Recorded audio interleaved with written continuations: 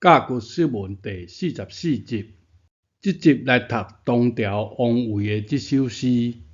五言绝句的押韵规定，第二句、第四句一定要押韵，第一句押韵无押韵拢会使，第三句一定袂使押韵哦。归期的期，相思树，阮阿爸讲相思啊，所以上尾句此物做相思。安尼用闽南语读这首诗就有押韵啊。剩两个问题哦。采擷台语安怎读？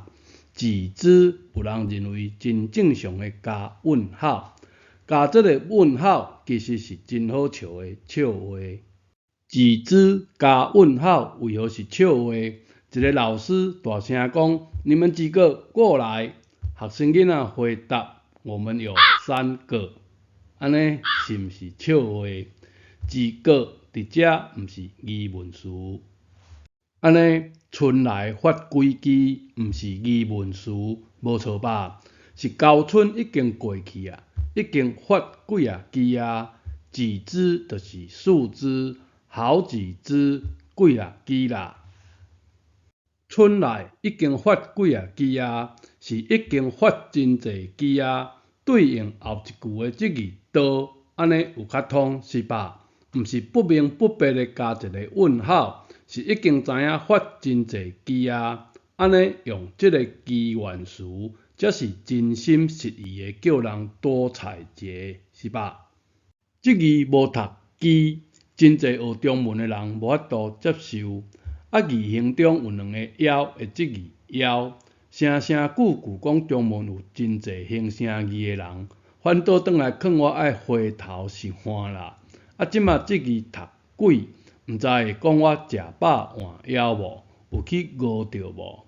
这字读饿，我是毋捌听过现代教台语的老师讲过这字啦，只听过阮毋捌字的阿母讲过尔。煞来讲采擷的擷，这字读压，轻声压，将手将结，创结的结。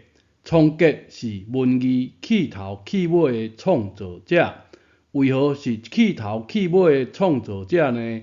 因为这字结，结是箭头放伫哪，无战乱就是吉祥。详细请参考《甲骨释文》第8集的解说。创结的秘密，压就是甲箭压断的压。插播一个，断箭放在篮子。严格讲，中文的放在其实是错字，放的古字安尼写，本意是甲人拍开一个缺口，甲动物放走啦，是 let it go。咱台语讲放伫哪，放有收藏的意思，所以这字的放外面有一个围。当然，放屁无人会讲放屁，除非伫乌白讲。转来讲这首诗，第3句一定袂使押韵，愿君多采擷，无押韵才是正常。